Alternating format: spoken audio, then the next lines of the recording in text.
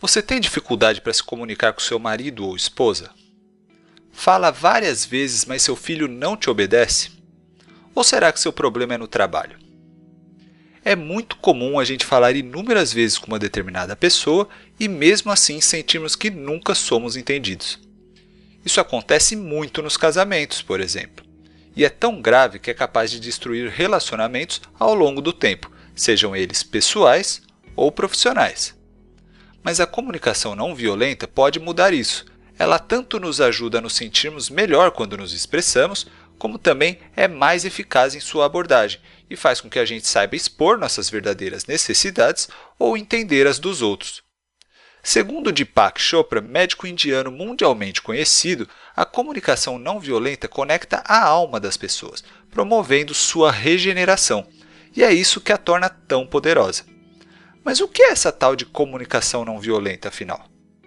A comunicação não violenta é uma abordagem específica da comunicação, tanto de falar quanto de ouvir, que nos leva a nos entregarmos de coração, ligando-nos a nós mesmos e aos outros de tal maneira que permite que nossa compaixão natural floresça. Ela já existe há milhares de anos e foi utilizada por grandes seres da nossa história, como Jesus Cristo e Buda, e casos mais recentes amplamente conhecidos, como Mahatma Gandhi, Martin Luther King e o Dalai Lama, por exemplo. Mas foi o psicólogo americano Marshall Rosenberg que estruturou de uma tal forma que pudéssemos aprender com mais facilidade e utilizar nas diversas situações de nossa vida moderna. Embora seja comum a gente não considerar violenta a maneira com que falamos, muitas vezes nossas palavras geram mágoa e dor, seja para os outros, seja para nós mesmos. A não violência significa permitirmos que venha à tona aquilo que existe de positivo em nós e que sejamos dominados pelo amor, respeito, compreensão, gratidão, compaixão e preocupação com os outros, em vez de o sermos pelas atitudes egocêntricas, egoístas, gananciosas, odientas, preconceituosas, suspeitosas e agressivas que costumam dominar nosso pensamento. Então, a comunicação não violenta se baseia em habilidades de linguagem e comunicação que fortalecem a capacidade de continuarmos humanos, mesmo em condições adversas. Ela substitui nossos velhos padrões de defesa, que é o recuo ou ataque diante de julgamentos e críticas, e passamos a escutar profundamente, tanto a nós mesmos quanto aos outros. E isso gera respeito, atenção, empatia e desejo mútuo de nos entregarmos de coração. Ou seja, nós vamos soltando aqueles escudos que carregamos ao longo da vida e passamos a mostrar nosso lado humano. E isso também faz com que os outros soltem seus escudos, pois eles não sentem que estão sendo atacados. Pelo contrário, sentem que estão sendo ouvidos e acolhidos e tendem a se abrir e nos tratar com respeito também. Esse é o poder da compaixão, e a comunicação não violenta é uma forma compassiva de se comunicar. A comunicação não violenta possui inúmeros benefícios. Ela atua em 3 níveis. O primeiro é o nível intrapessoal, que é a nossa relação com nós mesmos. O segundo é o nível interpessoal, que é a nossa relação com os outros, sejam relações pessoais ou profissionais. E ainda temos o terceiro nível, o sistêmico, que é a nossa relação com os sistemas que fazem parte das relações humanas e possuem acordos implícitos, como um transporte público, uma sala de aula ou um hospital, por exemplo. Mesmo que a gente não tenha criado esses sistemas, o modo como nós nos portamos diante deles tem muita influência.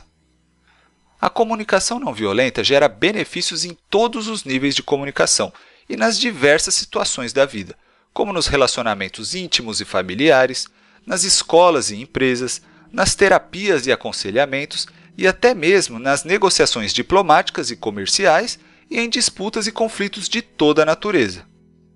Há inúmeras pessoas utilizando a comunicação não violenta em seu dia a dia e colhendo diversos benefícios. Algumas utilizam para se conectar mais com elas mesmas e entender suas verdadeiras necessidades, enquanto outras utilizam em seus relacionamentos pessoais ou profissionais. Portanto, é uma ferramenta para sempre termos à mão e utilizarmos em nosso cotidiano. Vamos ver então como podemos utilizar a comunicação não violenta no nosso dia a dia.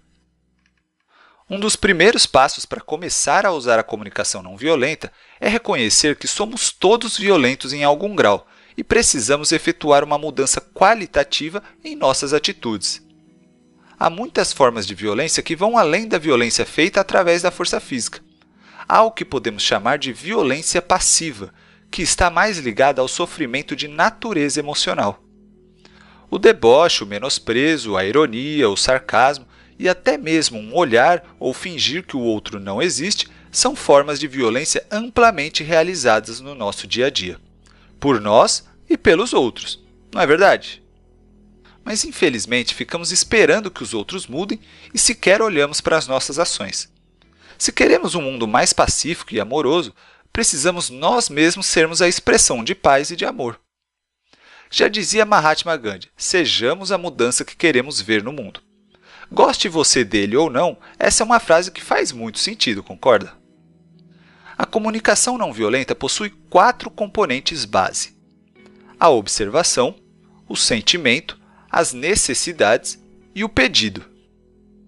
O primeiro passo é observarmos o que está de fato acontecendo numa situação.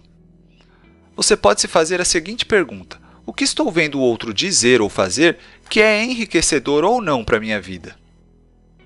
O truque aqui é ser capaz de realizar essa observação sem fazer nenhum julgamento ou avaliação, simplesmente dizendo o que nos agrada ou não naquilo que as pessoas estão fazendo, mas sem tentar enquadrar entre certo ou errado.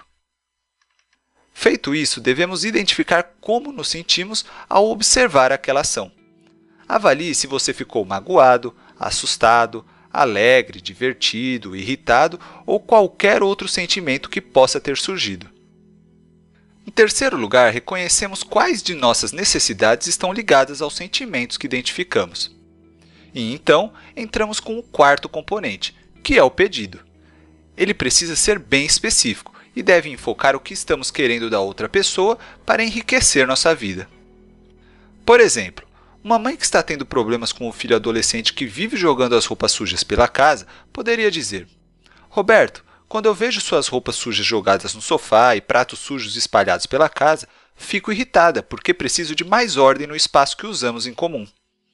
Ela imediatamente continuaria com o quarto componente, fazendo um pedido bem específico.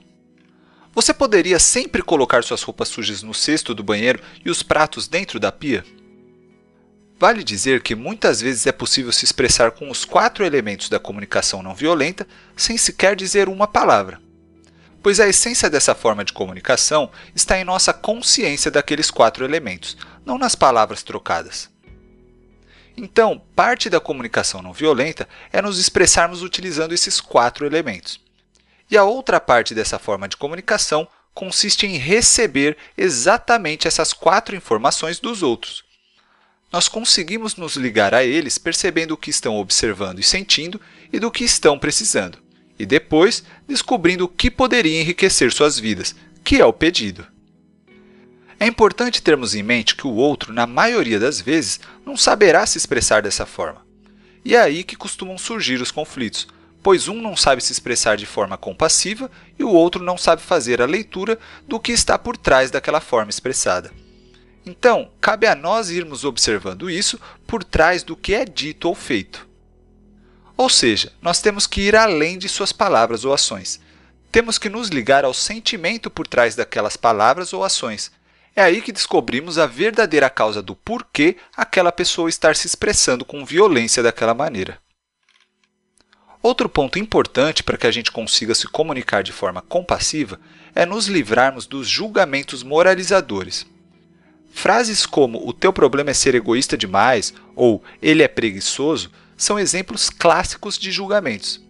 Culpa, insulto, depreciação, rotulação, crítica, comparação e diagnósticos são todos formas de julgamento.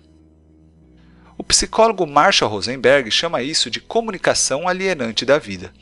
Ela é um grande problema, pois nos prende num mundo de ideias sobre o certo e o errado, o que faz gerar inúmeros julgamentos. Quando usamos tal linguagem, pensamos e nos comunicamos em termos do que há de errado com os outros para se comportarem daquela maneira, ou, ocasionalmente, o que há de errado com nós mesmos para não compreendermos ou reagirmos do modo que gostaríamos. Então, nossa atenção se concentra em classificar, analisar e determinar níveis de erro, em vez de nos focarmos no que nós e os outros necessitamos e não estamos obtendo. Ou seja, deixamos de olhar para o nosso interior e observar nossas emoções ou as emoções dos outros e passamos a enquadrar nós ou os outros em certos rótulos.